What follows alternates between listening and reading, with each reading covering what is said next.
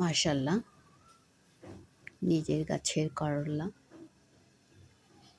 ছোট বড় মিলে ভালোই কয়েকটা হয়েছে। এই তো আমার গাছগুলো, নিচের দিকেও কিছু গাছ আছে।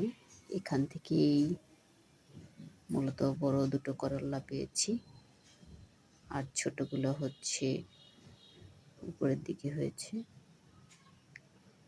দেখতেই পাচ্ছেন আমার ব্যালকনিতে কিন্তু প্রচুর পরিমাণ রোদ আসে।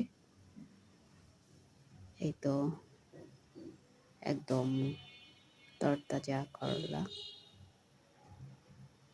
এখন এই দুটোকেই আমি ছিঁড়ে নেব। গাছের যত্নে আমি শুধু পানি না, আরও অনেক কিছুই ব্যবহার করি।